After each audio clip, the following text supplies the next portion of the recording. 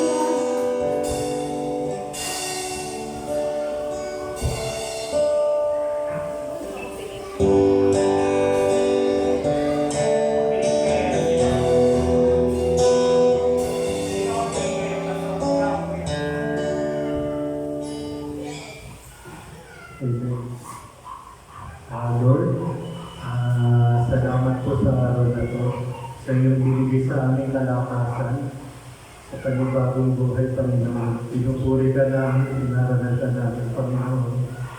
Ikaw ang aming Diyos na dapat na papurihan ng sandarin. Panginoon, sa araw na ito, dinadalangin po namin ang mga kapatiran na wala po dito. Kung ano man po ang dahilan, kung sila wala. Aming ikaw lang na Panginoon, kung may problema man po, ikaw po gumawa at kumilos para sa kanilang buhay. Gawin din po, Panginoon, ang lahat ng mga kapatiran na nandito. Nawa ang presensya mo lamang aming nadarama. At ikaw lamang, Panginoon, ang aming naitataas habang naibababa namin ang aming mga sarili. Lord, sa iyo namin tinataas ang lahat ng paborit paraan. In Jesus' mighty name we pray. Amen.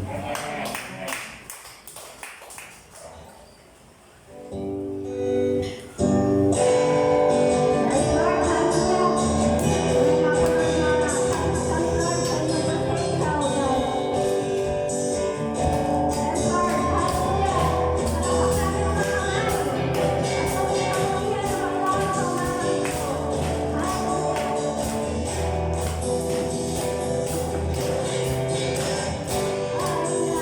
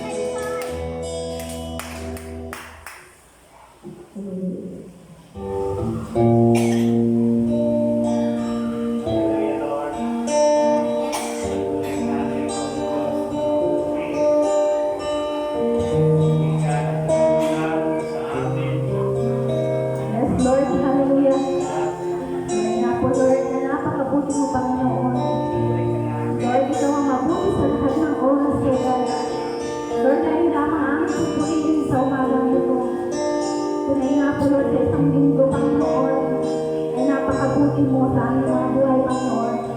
Maraming salamat, Panginoon, sa pag-isip sa umaga, sa mga blessing, Panginoon, na natatanggap namin, Lord.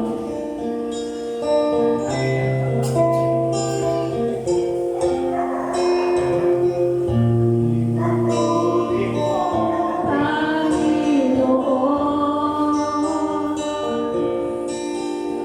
sa lahat ng oras, sa bawat araw, kay laging napapagmamahal. Ang iyong kawan magwawalang hanggan. Ito pa. Buti mo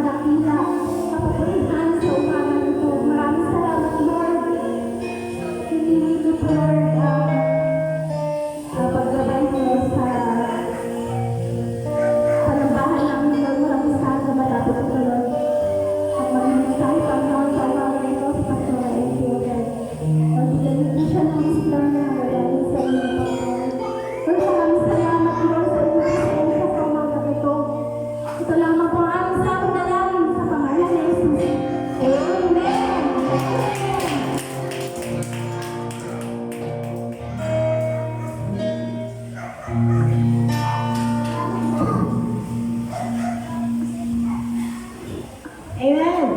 Hallelujah. Amen. Basta't ikaw, Lord, ang kasama. Alam niyo po, pag kasama natin si Lord, andun ang brokenness. Nandoon na nakikita mo na dudurog ang puso mo sa kabutihan ng Diyos. Amen po ba? Amen. Kaya, purihin ng Diyos. Palapakan po natin ang Diyos sa buhay. Hallelujah. Amen. Tayo ngayon ay dadamo na sa ating salita ng Panginoon kung saan ay kahapon na may malaking ganap at alam ko na sa presensya ng Panginoon mayroong kapahingahan. At ang ating pag-aaralan, actually, noong Sabado ng gabi ay tapos na ang mensahe na ibigay ni Lord. Pero kagabi lang binago. Gumawa ulit ako ng mensahe kung saan ay ito ang pinahayag ng Panginoon. Basahin natin muli ang Pilipos sa Book of Philippians, chapter 1. Chapter 1, verse 9. Tunghayan po natin, Philippians chapter 1, 9 to 11. Sabi dito, idinadala nito sa Diyos na ang inyong pag-ibig ay patuloy na sumagana at masakapan ng malinaw na kaalaman at pagkaunawa. Verse 10, upang mapili ninyo ang pinakamahalaga sa lahat, sa gayon sa araw ni Kristo ay matagpuan na kayong malinis, walang kapintasan at sagana sa magandang katangiang kaloob sa inyo ni sa Kristo sa ikarangal at ikadadakila ng Diyos. Ang Diyos po ang magpala sa kanyang banal na salita. Tayo po sumandali ang manalangin, Panginoong Diyos Ama, na patuloy na aming ikaw binadakila sa pangalan ng Panginoong Sus at sa pagtitibisan ng Banal na Espiritu. Salamat po at patuloy ng aming mga puso't isipan ay dinadalangin namin sa iyo para kami ay isang banal, O God, isang banal na sa iyong harapan at anuman ang aming mga pagkukulang, pagkakamali sa aming puso't isipan, patawarin mo po kami, O Diyos, at ikaw ang mangusap at maghari sa oras na ito sa mensahe ng pagkakaloob mo, O Diyos. Tunay na ikaw lamang ang purihan. Ako lamang ang lingkod at gamitin mo upang ikaw ay maihayag at magkaroon kami ng kaliwanagan, pag-asa sa aming buhay. Sa pangalan ng Panginoong Hesus. Amen. Amen. Dito ang pinaka-keyword ng ating pag-aaralan ay sabi dito ay upang mapili ninyo. Mapili, no? Ang mabuti. Kaya ang ating pag-aaralan ay pinamagatan ko na making the right choices in your life. Ang paggawa ng mabuti, pagpipili o desisyon sa buhay natin. Ang buhay po natin ay maraming choices. Marami tayong gusto, marami tayong mapili, marami tayong desisyon. Pero, ito man tama o mali, ito ay makaka-apekto sa ating buhay ngayon at makaka-apekto din sa hinaharap. Kaya ang pagpili sa bawat araw, ito ay desisyon natin kung ating bang pipiliin, ito ba ay tama o mali. Remember, tama man o mali ang iyong desisyon o choices, meron itong consequences. Meron itong kahinatnan, meron itong bunga. Kaya tama lang na napili niyo ngayon na kayo ay dumalo sa gawa nito. Amen po ba? Amen. At sa bawat araw talaga, ang ating buhay, merong pagpipili, may choices.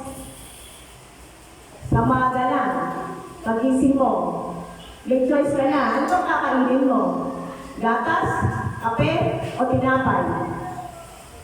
Oh. Lahat ng ating ginagawa may choice. Di po ba? Kaya, ang pagpili, ang choices o ang desisyon natin sa buhay ay merong impact yan sa magiging buhay natin ngayon. Kung ano ang buhay natin ngayon, kung anong buhay ninyo ngayon, yan ay sanhi ng inyong desisyon. Amen po ba? Kung ano kayo ngayon, desisyon niyo yan. Kaya, sabi dito, sasabihin natin na, ito na talaga ang aking ito na talaga yung aking kapalaran. Ito na aking destiny. Pero sa totoo lang, ang buhay ay hindi destiny. Life is not a destiny, it is a choice. Amen po ba? Pinili niyo yan. Kaya sa pagpili, tama man o mali, remember, meron yan bunga, may consequences, may kahinatnan. Kaya, ang choices, ang desisyon nyo, determine the destiny of your life. Ang choices nyo ay meron niyang determinasyon na iyon magiging destiny mo. Kaya, ang buhay ay hindi destiny. Ito na kapalaran ko kasi destiny ko na talaga to. Pero remember, tayo po ay merong pagpili. Ang Diyos ay ginawa niya ang mga tao na merong free will. Meron tayong kalayaan na mamili. Amen? Kaya ang buhay natin ay dapat i-exercise natin ang kapangyarihan ng kalayaan sa ating mga personal na choice. Last Sunday, ano ang ating pinag-aralan? Naalala niyo pa ba?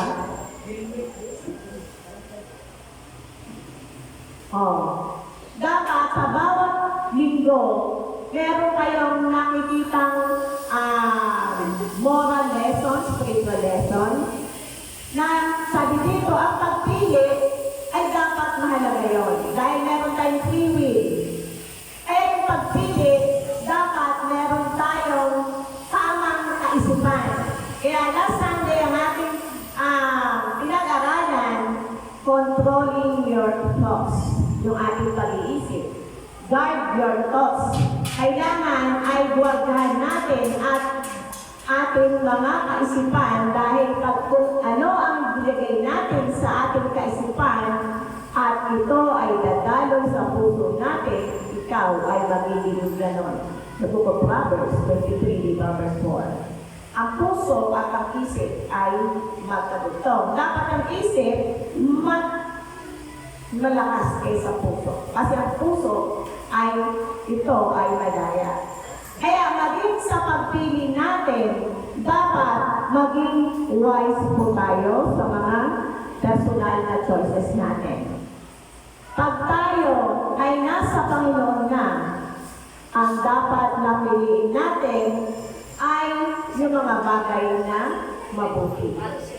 Kaya ang success at ang failure ng buhay natin ay ito ay mararanasan natin sa ating mga choices. Every action, there is a reaction. Kaya sabi ni Pablo, sabi niya, ikinalangin ko sa Diyos na inyong pag-ibig at patuloy na sumagana, masangkapan ng malinaw na kalaman at pagkaunawa. Kasi hanggang ngayon ba malinaw ang pag-iisip niyo? Malinaw ba ang pagkaunawa niyo bilang isang Kristiyano? O nadinisip pa kayo, nadadaya pa kayo ng emosyon niyo? Kasi nasaktan ako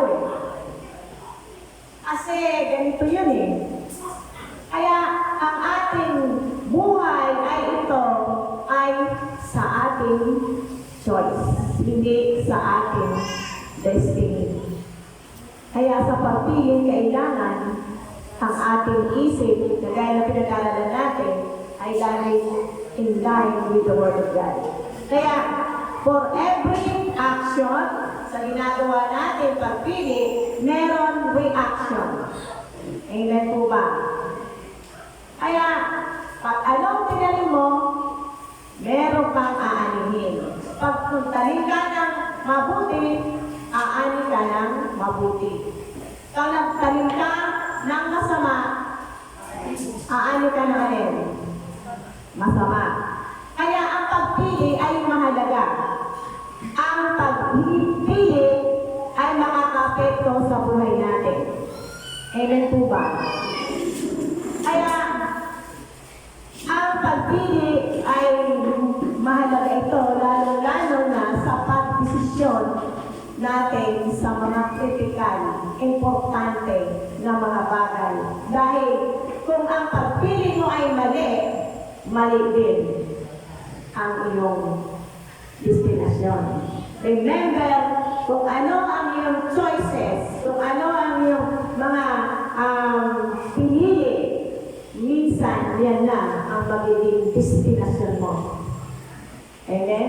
Pero sabihin mo kasi, sinanay ko kasi, ganito, kasi, ganito eh. Ikaw naman namili niyan eh. Di ba? Kaya sa bawat desisyon mo, sa bawat choices mo, mali man o tama, merong consequences. Merong bunga, may kahinatnan. Dahil ito ay makakapekto sa buhay mo ngayon at sa panghinaharap. Naalala niyo ba si Adam at Eve? Si Eva ay pinili niya na makinig sa ahas kasama yung kanyang asawang si Adan in Genesis chapter 3 verse 1 and 7. Ano sabi ng Diyos? Huwag yung kainin niyang bunga ng punong kahoy na yan. Dahil yan ay kayo'y mamamatay. Pero anong ginawa ni Eva? Sinabi ng ahas na yung ahas si Satan. Hindi totoo yan. Kainin mo yan. Tatalino ka dyan. Diba sabi natin last Sunday, there are different kind of voices sa isip natin. Our mind is the battleground of enemy. Kung ano ang naririnig mo, dapat alam mo. Ito ba ay Satanas? Ito ba ay sa Diyos? O ito sa kapitbahay mo? O sa libutan? Ano pinili ni Eva? Pinili niya ang boses ng ahas. Anong nangyari sa kanya? Nagkasala siya sa Diyos. At siya ay ang kanilang spiritual na kalagayan sa Diyos ay namatay. Hindi pisikal, spiritual. Kaya dito, ang pagpili, pinili niya kasi boses ni Satan. Hindi niya pinili ang boses ng Lord. Sabi niya, obey, huwag mo kainin yan.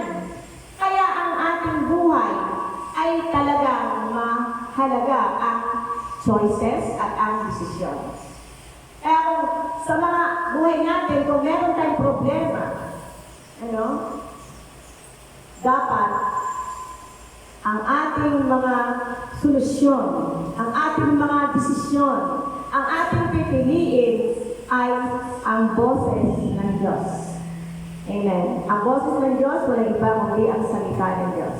Ay sabi ni Pablo dinadalangin ko sa Diyos na inyong pag-ibig ay patuloy na sumagana at masangkapan ng malinaw na kaalaman at pagkaunawa. Sabi dito, upang mapili ninyo ang pinakamahalaga sa lahat. Sa araw ni Kristo ay matagpuan kayong malinis, walang kapintasan. Bilang isang Kristiyano, paano mo ba i-handle ang problema mo? May tayong mga choices tayo na nakakaroon ng hindi magandang impact sa buhay natin. Kagaya ni Eva. Kaya sa kapag-pili ni Eva ng sundin ang salita ni Satan, ano ang nangyari? napahamak ang tao at ngayon, hinana natin ang kasalanan na yun. Amen. Kaya ang choices dapat mahalaga. Ano ba? Di ba? Ladies' choice. Ladies' choice. Man's choice. Ayun. Isa pa. Nagkamali sa pagpili si Eva. Kasi ito pa si Eva. Na-influensyahan niya yung asawa niya. Nagkamali talaga si Eva. Kaya minsan sa mag-asawa, ang babae dapat ay maka-influensya, lalo na kung siya Kristiyano, sa asawa. Likewise, ganun din ang asawa na lalaki. No? Para malaman na mo ng, asawa mo hindi Christian, ikaw naman yung Christian, kailangan ikaw ay may magandang ehemplo. No? Para ma-influensyan mo ang iyong pamilya. Number 2, the Israelites. Ang mga Israelita ng panahon ni Moses ay, alam niyo ba na si Moses ang nag-aalis sa kanila sa alipin, pagka-alipin sa Ehipto. The Ten Commandments, di ba? Pagmahal na araw, Moses departed the sea. At sila ay kinuha ng Diyos sa Ehipto sa pagka-alipin. Pero anong ginawa ng Israelites? In Deuteronomy 30, verse 15, ay imbis na sumamba sa Diyos, na mais lang ng ilang araw at pumunta din sa bundok si Moses para makipag-usap sa Diyos, pagbalik niya, ang mga Israelita ay nagkaroon na ng mga idol, gumawa ng mga larawan, ng mga hayop at sinamba. Kaya sabi ng Diyos, binigyan ko kayo ng pagpipilian, buhay o kamatayan, kasaganaan o kahirapan. Pag sumunod kayo sa akin, sabi niya, buhay ang ibigay ko sa inyo, pero pag hindi, kamatayan. Pag sumunod kayo sa akin, kasaganaan, ang pagpipilian nyo o ang kahirapan. Kaya sabi niya, ano ang pipiliin nyo? Sabi ng Panginoon sa mga Israelita, pagpapala o sumpa? Kasaganaan o kahirapan? Sa palagay nyo, anong pipiliin nyo? Siyempre, alam mo naman masama pipiliin mo. Diba? Kaya ang pagpili ay mahalaga. Kaya ang mga Israelita umabot ng 40 years makarating sa lupang pangako dahil pinili nila na gusto nilang bumalik sa Ehipto. Nagsawa na daw sila sa pagkain ni Moses at nakaka-reklama daw. Binigyan tayo ng Diyos ng pagpapala sa habang buhay natin dito talaga may problema. Binigyan tayo ni Lord ng pagpapala, pero bakit ngayon mahirap ka pa rin? Dahil choice mo yun. Ang isip mo kasi puro problema, ang isip mo pa kasi puro kahirapan. Diba? Nakakonect yun sa pinag-aaralan natin ng Sunday. Kaya ano sabi ni Lord? Sumunod kayo sa akin, may buhay kayo. Hiwalay kayo sa akin, kamatayan. Pero pag sumunod kayo, merong pagpapala, may kasaganaan. Pag hindi, kahirapan. Anong susundin nyo? Anong pipiliin nyo? Di po ba? Kaya ang pagpili ay mahalaga. Amen. Kaya ang pagpili nyo dito ngayon na kayo umaten ay isang napakagandang choice nila.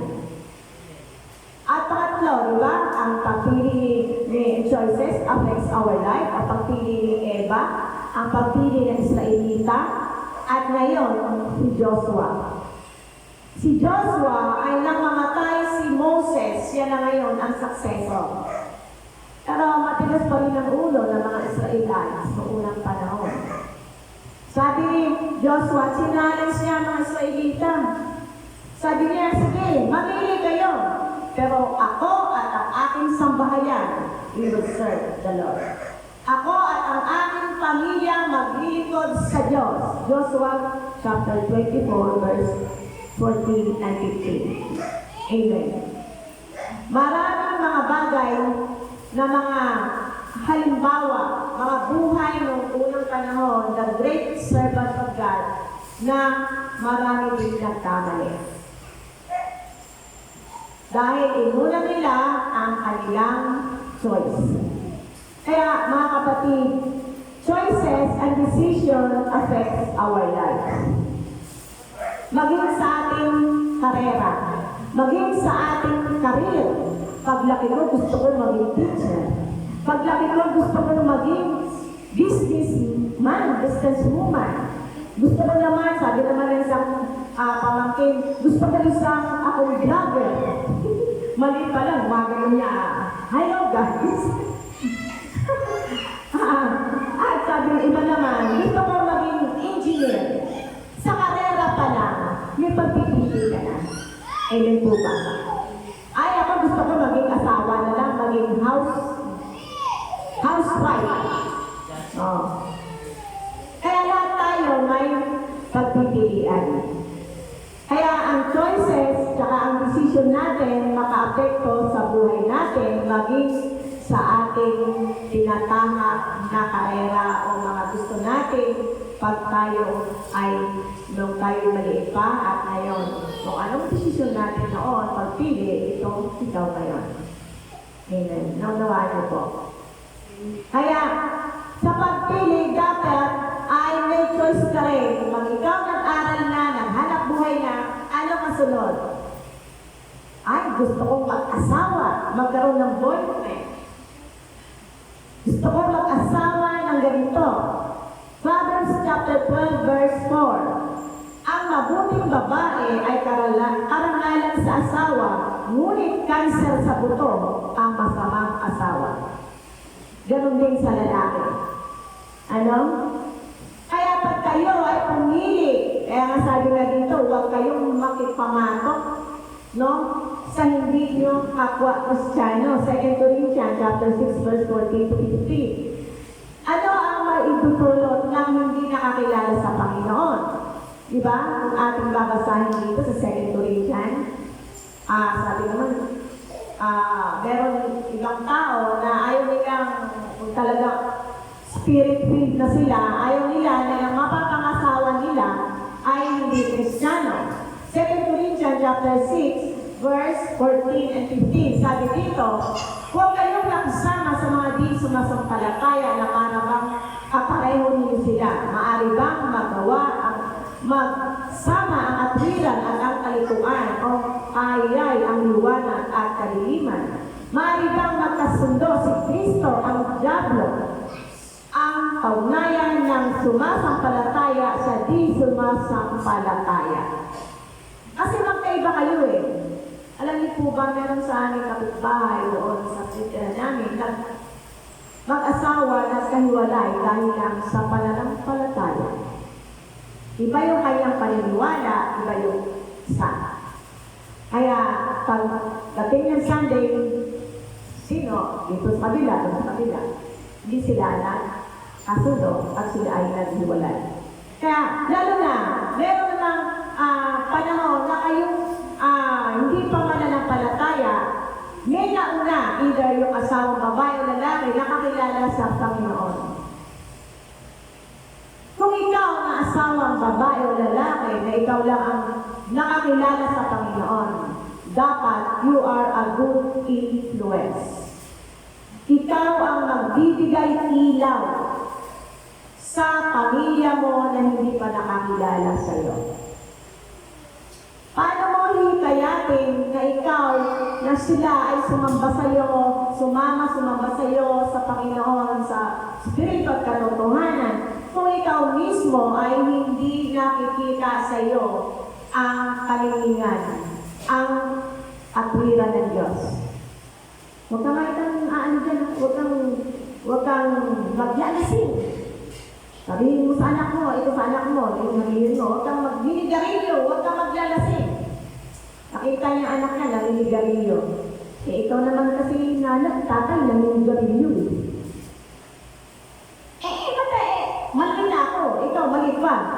Eh di paglaki ko, maninigarilyo ako.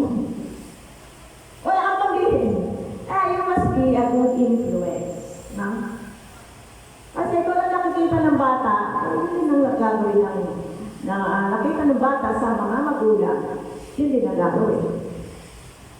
Kaya sa buhay natin, sabi nga dito, choice ka, mamili ka sa iyong makakasama sa buhay. Dahil pag ang kayong mag-asawa ay iba ang mga pananaw, ay pag walang isang pag-uunawa at pagmamahal, sabi nga ni Apostol Pablo sa sinabi dito, nawa, sabi nga niya, na kayo ay ang iyong pag-ibig ay patuloy na sumugana at masakapan ng malinaw na kaalaman at pagkaunawa. Amen po ba? Kung asawa mo hindi nakakilala, ikaw nakakilala, nabibisit ka na, hindi pa rin siya tumipilo, anong gagawin mo? Bahala ka, mamatay ka na, sa impyerno ka mapunta. Sabi niya, sangkapan niyo ng pag-ibig at pag-uunawa. Dahil ikaw, tayo ay inunawa ng Diyos, tayo ay nakaranas ng mabuti kahit hindi tayo mabuti. Sabi niya, God is good all the time, even though we are not good. God is good pa rin. Kaya dito, ang buhay po natin, it is a choice. Ngayon, sa inyong mga mag-asawa, ikaw lang ang nakakilala. Paano mo ito i-handle? The Holy Spirit is within you. Patient, love. Diba? Pag-uunawa. The gift of the Holy Spirit is with you. Knowledge and wisdom, Lord, paano ba ito gagawin? Pero pag ikaw, kasi sabi nga, anong ini-expect mo sa mga anak mo, sa kapatid mo, sa asawa mo, na hindi pa nakakilala? Diba? Kaya tayo ay dapat piliin natin kung ano mabuti. Sabi ni Apostol Pablo, yung mga bagay na meron pa rin pag-ibig kapatid. Sa gayon, sa araw ng Kristo ay matagpuan kayong malinis, walang kapintasan. Sa gana sa magagandang katangian, kaloob, sa inyo ni Hesus Kristo sa ikararan at kadadakingan ng Diyos. Kaya po mga kapatid, every day is a choice. Kumain ka sa iba pag kumain tayo. Sa mga prutas, namimili tayo, ano bang gusto mo sa mga prutas? Di ba may choice tayo? Ay gusto ko ubas. Ay gusto ko naman mansanas. Lahat tayo ay may choice. Kaya dito, maging sa pagpili ng ating karir, na ating kahanap buhay, pagpili ng ating mga asawa na makakasama sa buhay, maging tayo ay mamili din sa pagpili ng kaibigan. Sabi nga dito, sino-sino ba mga kaibigan nyo? At sasabihin ko sino ka. Pag ang kaibigan mo, lasendo, at lagi mo kasama, hindi lasendo ka. Sabi nga, birds of the same feather, flocks together. Pareho rin tayo ng balahibo nito. Diba? Kaya, maging sa pagpili ng kaibigan, sabi sa Proverbs 17, verse 17, ang kaibigan ay nagmamahal sa lahat ng panahon at sa oras ng agipitay kapatid na tumutulong. Amen. The power of choices. Alam niyo, kapatid, hanggang nabubuhay tayo sa mundo, nasa ano pa rin tayo ng pagpipili. So ngayon, nandito kayo. Pero iba, wala dito. Pinili nila maglaba kaysa sumamba. O ano nangyari? Ano ang kahilatnan? Napagod. Pinili niya kasi pero pag pinili niyo kaharian ng Diyos, ano ang maganda? Ano ang consequences? Meron akong kapayapaan. Meron akong kagalaan. Amen? Kaya piliin niyo, kapatid, ang mga bagay na matuloy. Kaya, the best choices we are ever made is to accept Jesus. Diba? Ang choices o desisyon na ginawa mo sa buhay mo ay nung tanggapin natin ang ating Panginoon as our Lord and Savior. To obey Him and let God work in your life. Amen.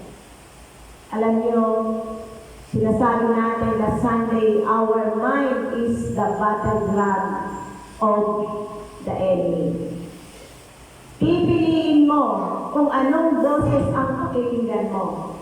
Negative, positive, ano?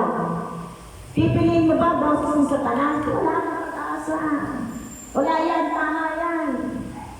Oh, sabi naman ng voice ng Panginoon, kapatid, manalangin ka.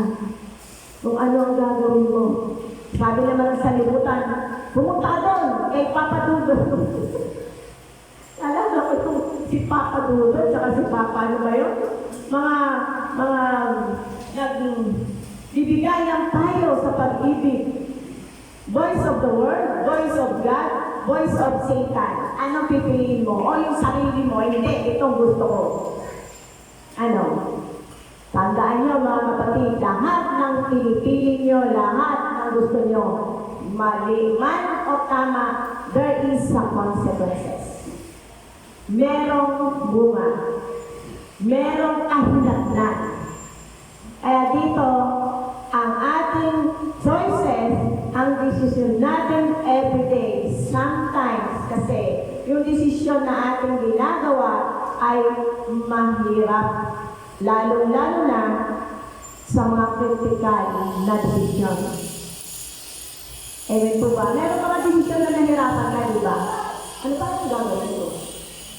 Diba?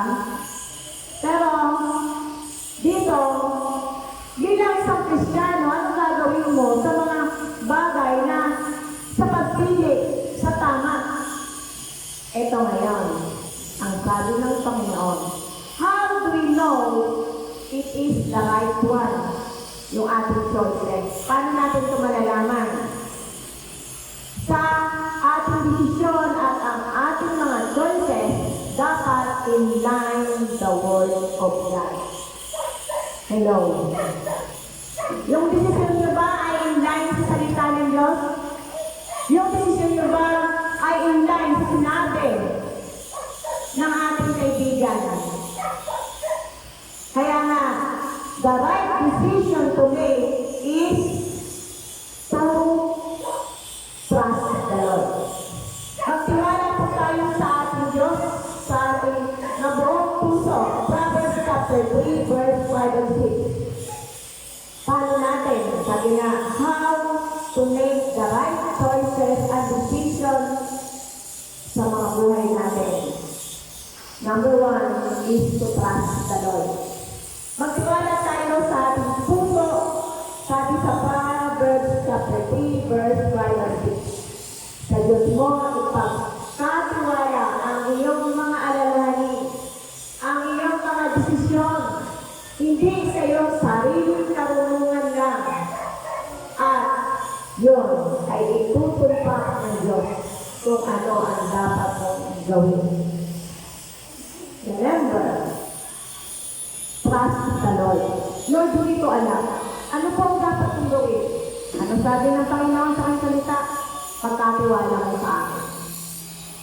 Pagkatiwala mo, dahil alam ni Lord ang buhay mo eh. Di po ba? Alam niya yun. Sabi mo, Lord, hindi mo na ito kaya. Hindi mo kaya, kaya ko. Sabi ni Lord. Sabi ng kanyang salita in Jeremiah 32 verse 17, ako ang Diyos na lumikha sa'yo, meron ba? Mahirap sa akin. Ewan po ba? Mahirap dahil ang inusunod mo, yung kagustuhan mo. Pag ang kagustuhan natin, ang sunod natin, hindi ang kalooban ni Lord, anong gusto mo? Sumpa o pagpapala? Masakit man, pero lahat ng bagay na kalakit-lakit sa ikabubuti mo, kapatid. Nangyari yan dahil merong gustong ibigay na lesson si Lord sa'yo. Pero pag ang pag-iisip mo at yung puso mo ay sarado, andado,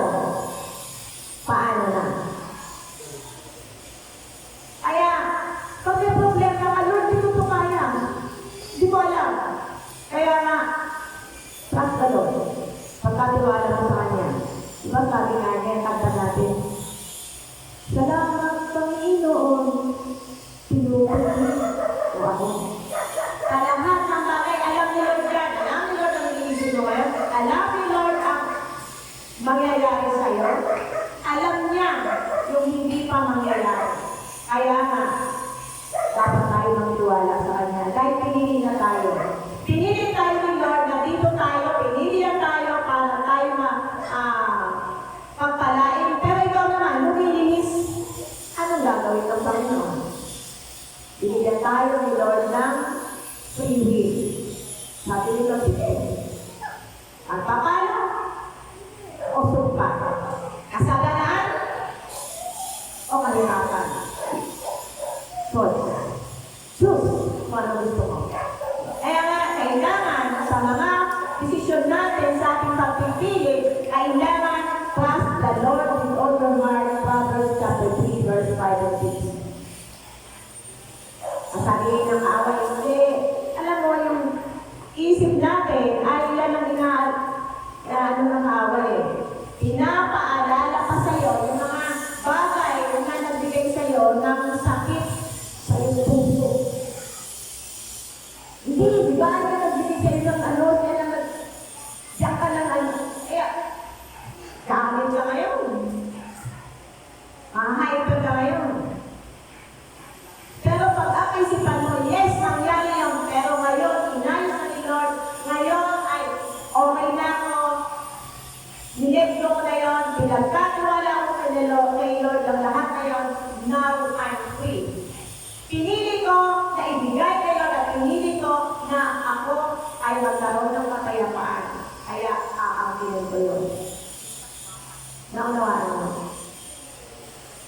Kaya, kailangan ipagkatiwala natin kay Lord. Sabi nga, kailangan, why worry if you can pray? Diba? Number one, trust the Lord. Para malaman yung mga desisyon nyo, mga choices nyo, para maging tama. Trust the Lord. Proverbs 3, verse 5 and 6. Number two, be guided by the Word of God. Psalm 119, verse 105, ang salita mo isang langlaw na sa akin ay patlukay sa landas ng daraanan, liwanag na tumatanglaw.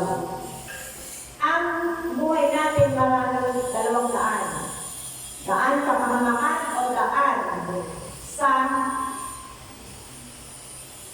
kaliwanagan. Ano pipiliin mo? Sa mapahamakan kasi, doon sa hindi matuwid, dadaan ka doon, sunod lang doon pero pagdating sa dulo, kumunoy. Pero doon sa daan ng Diyos, meron kang nahirap may bako-bako kasi pinupilter ni Lord Pinipilter ba? Mga sa mga picture na pinipilter niya, inaayos niya. Pero pagdating naman doon sa dulo, ay tagumpay. Ang kasalanan, you must enjoy now, but you must pay it later. I-enjoy mo ngayon yung kasalanan, pero pagbabayaran mo yan sa huli. Walang pagsisisi na unang huli sa huli. Nagkamali ako, Lord. Nagsisisi ako ngayon. May nangyari na. O ngayon, asa din sa tanas, magsaantay ka na lang. Ano pa, ano mo? Kailangan ang ating puso, ang ating mga desisyon, ang ating isip, be guided by the Word of God. Pag nananatili ang iyong isip at ang puso mo ay hindi sa salita ng Diyos, kapatid, ang ating mga buhay ay bukas sa atake ng kaaway. Sisirain niya ang pamilya mo, sisirain niya yung karir mo, sisirain niya ang relasyon mo dahil ang kaaway pumunta dito para sumira at ikaw ay iligaw. John chapter 10, verse 10. Pag hindi ka aware, hindi mo binibigyan ng proteksyon, kaya nga meron tayong helmet of salvation. Yung ating kaisipan, pag hindi natin ito protektahan ng mga salita ng Diyos, mga kapatid, tayo po ay matatalo. Kaya nga, be guided by the Word of God. Dahil ang kaaway, alam niyo po, ay kumikilos. Kumikilos na nga sa pamilya natin, even the church.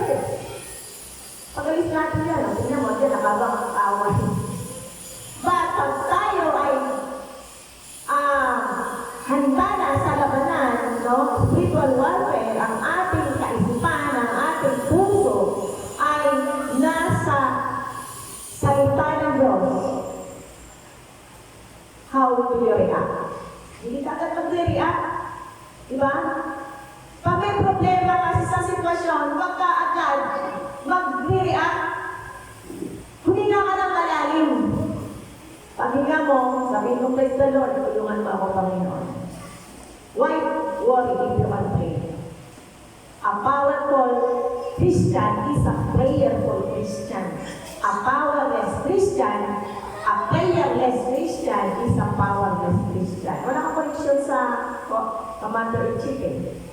Hindi ka makakapalit. Kumbaga sa cellphone mo, hindi ka magkakaroon ng power kung wala kang connection sa Wi-Fi o data. Nakagawa yun. Kaya nga, making the right choice, you must trust the Lord with all your heart, be guided by the Word of God. At number 3, follow what the Holy Spirit leads.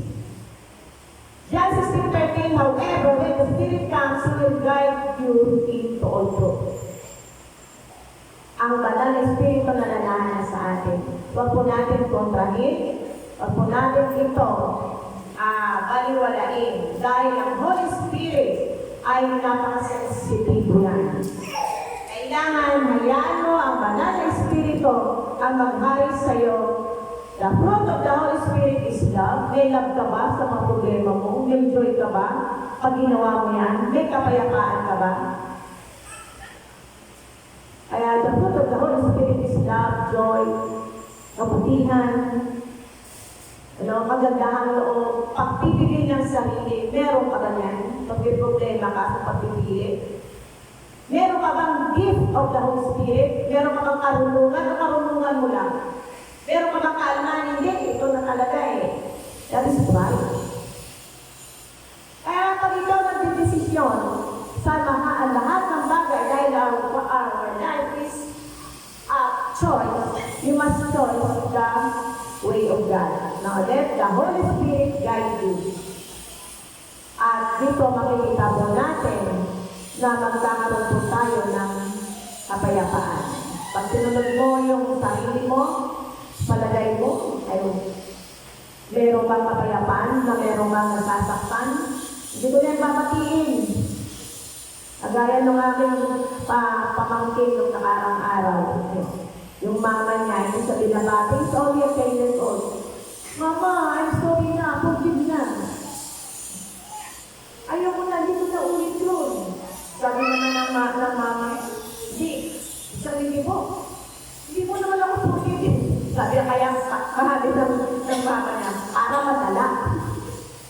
Sometimes, the Word of God, tinuturuan tayo na ang salita ko ng Diyos ay ando doon yung correcting, rebuking, di ba? Sinasaway ka, ginagayad ka, ito salita ng Diyos. Kaya mga kapatid, dito ay nasa Panginoon na nasa iyo na, hindi mo lang alam kung paano ito i-apply sa buhay mo. Amen. Number 4, listen to your parents. Proverbs 1 verse 8 and 9. Ano sabi dito? Anak ko, hindi mo ang aral ng iyong ama at huwag ipagwalang bahala ang turo ng ina. Sapagkat ang mga iyon ay parang korona sa iyong ulo, parang puntas na may dalang karangalan. Aking anak, sakaling akitin ka ng makasalanan, huwag kang papayag, tamihan mo sila. Pupunta kayo sa barkada mo kasi nagtampo ka sa mama mo, pag-iingat pa man. O ano? At yan, hindi mong aral ng iyong ama kapag magulang. Hindi ko mga may anak. Kaya tayo, mga nanay natin, isa rin yun, parang tayo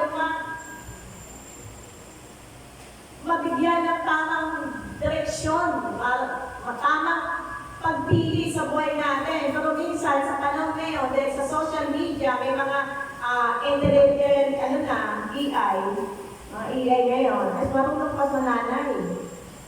Mama, ganito yan. Iba na ngayon. Pero iba pa rin, kasabi ng nanay. Napagdaanan mo na yan. Diba? Ikaw, papunta ka lang, ako, pauwi na. Ibig sabihin, experience is the best teacher. Diba? Nadaanan mo na yan, anak. Kaya ingatan mo, huwag mong gawin yan. Diba? Kaya ang salita ng mga magulang, dapat kayong magulang, don't tolerate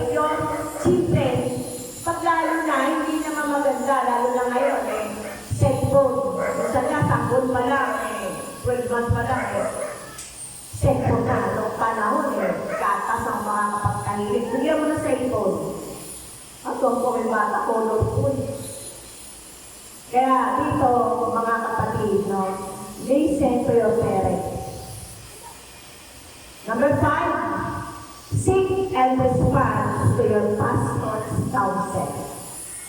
Pag may problema kayo na mabigat, no, lalo na pag ikaw ay depressed, minsan, ang Diyos ay gumagamit ng mga spiritually mature person. Ang mga pastor, ang mga Kristiyano na mga kaibigan mo. Hindi ka, ang tayo, ano bang mga, ay nalaman mo pa ang mga salita ng Panginoon, but para malaman mo pa, no? Lumalim pa, kanawaan mo. Seek and respond to your pastor counsel and your Christian friend, a mature believer. Yung mga mature na believer, pastor, mga leader, mga mature na. Kaya dito ay tayo po ay magkakaroon ng best choices. Amen. At don't act under pressure.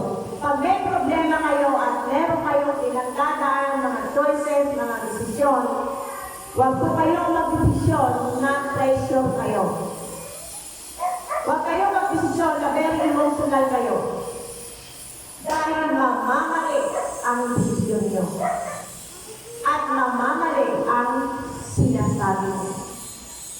Lumayas ka na, hindi ka kailangan. O, di ba? Lalo na sa mga anak mo, o sa mga mahal mo sa buhay, sa asawa mo, sa kapatid mo, sa kaibigan mo, bakit nung wala ka, buhay naman ako. Diba? No one is an island. Kapatid, bawat isa, kailangan natin ng bawat isa. Kaya, sa pagpili ng ating buhay, the decision, the choices, ay kailangan tayo ay maging maingat. Kaya pag tayo ay may problema, kasi in this world, sabi ni Jesus Christ, meron talagang problema. But, sabi ng Panginoon, sinasabi ko ito para kayo magkaroon ng kapayapaan. Magpakatatag kayo. No? Kaya sabi dito, don't make any decision when you are pressure. Take time. You may end it with the wrong choices and decisions. Pag nagkamali ka, magsisisi ka ngayon. That is your choice. Kaya tandaan nyo, leader, if your decision is right or wrong, may consequences. Kaya tingnan natin ang advantage at ang disadvantage, ang positive side at negative side, right or wrong choices, that is consequences, may bunga, may kahinatnan. Kaya be wise. Amen. Kaya sa application, ang buhay natin, it is not a destiny, it is a choice. Choose wisely. Trust the Lord. Read the Word of God. Pray. Pray to the Lord and ask help.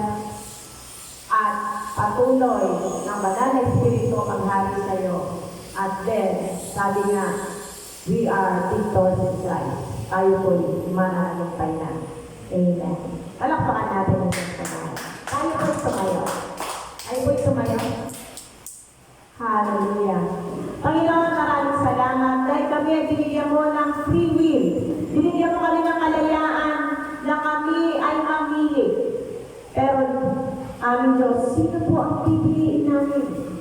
Dahil ang aming pagpili sa iyo is the best na desisyon ng choices na aming Panginoon ginawa.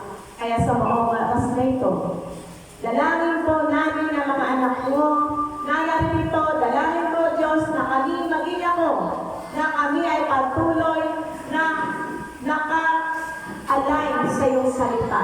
Na kami, Panginoon, ay patuloy na ginagabayan mo.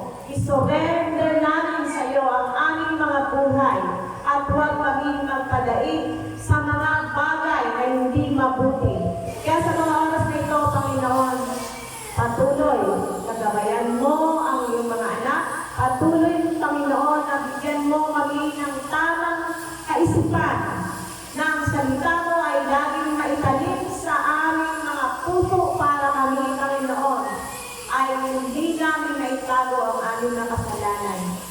Panginoon Diyos, alam mo, Panginoon, ang aming kalingaan, alam mo, Panginoon, ang aming kalakasan. But for you, Lord, walang imposible. Kaya sa mga oras na ito, sino man na may pinagdadaanan mga mahalagang desisyon, pagpili, o Diyos, enlighten our mind, our heart. Iwanagin mo ang mga pusong isipan upang kami, Panginoon, ay patuloy madala sa iyong kaluwalhatian, kaliwanagan, upang kami, Panginoon, magkaroon ng katagumpayan. Ano ang pipiliin namin ng Diyos? Kapayapaan o kagaluhan? Kapayapaan o Diyos ang iyong bigay. Kaya, Panginoon, ito'y aming inaangkin, O Diyos. Pagpapala, hindi, Panginoon, sumpa.